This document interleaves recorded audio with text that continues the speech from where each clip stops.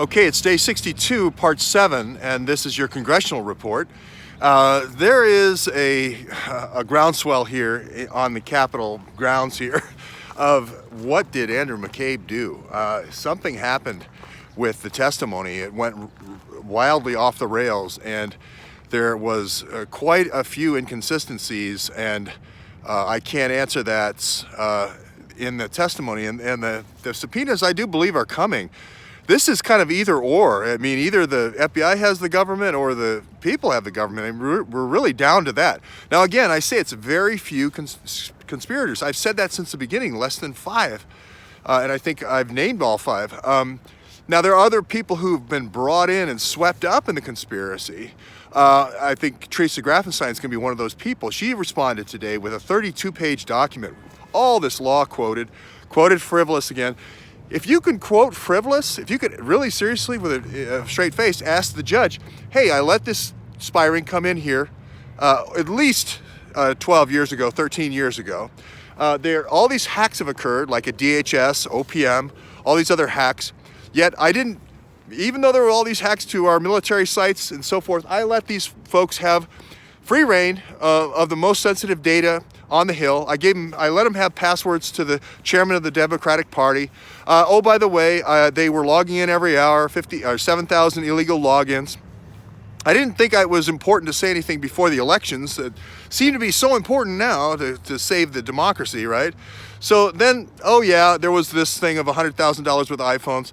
Yeah, that was malfeasance and fraud. It didn't seem so important. Yeah, I covered it up to push it back by the election. Yeah, that wasn't, that's no cause of action. Oh yeah, there was, when we found out we were going to lose, we stole 20 phones, or Juan stole 20 phones. I didn't really want to mention that, to anyone. I didn't want to come forward to the Inspector General. We just had another hack in Fort Belvoir with the Inspector General there.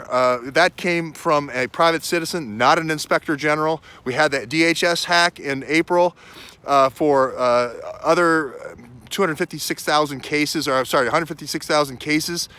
Then, oh yeah, they banned him for the network, but well, let's go ahead and just let him have access when he gets caught, or the computer and the hard drives are found over there in Rayburn office building, right? So now we'll waive that. That is not, now remember, I didn't charge him with fraud. I just said breach of fiduciary duty. That's all I said. I said, you've breached your fiduciary duty. I didn't charge fraud. I didn't charge anything like that. I just said, you've breached your fiduciary duty. So then, oh yeah, you're going to get off from that. I go and identify all the things at Taggart's house, the government equipment. That's still not enough signal. Theresa Grafenstine at this time is still the Inspector General, has said nothing, has issued no report, no public report about this, right? Then we find out that they've been under indictment since November, right? The indictments come out in June, and Ron Juan's arrested. Still, Theresa Grafenstine doesn't come forward with what happened in all this litany of break-ins and police actions and reports. Capitol Police, as well as, didn't seem to mention threatening the people in this cafeteria right over here, that their family would be tortured from Pakistan. So, laugh it up while you're in the house cafeteria. There was complaints over here with the credit union system, people in the credit union system complaining. There was people then also complaining in the PeopleSoft section, the human resources section of the chief of architects, or chief information officer, chief administrative officer, the CAO's office. So all these things are happening, but it's me. I'm the one who's frivolous. Yeah, I'm the one who said, you breached America's fundamental rights and their fundamental precepts and ideas of government, and you've thrown it over through breach of fiduciary responsibility, right, to some other foreign organization. So I would think now would be the time of catharsis in coming forward and saying, well, this guy, didn't charge me with about 20 of the things I did wrong. He only got me on the most minor thing. And yeah, I'll go ahead and just, cave.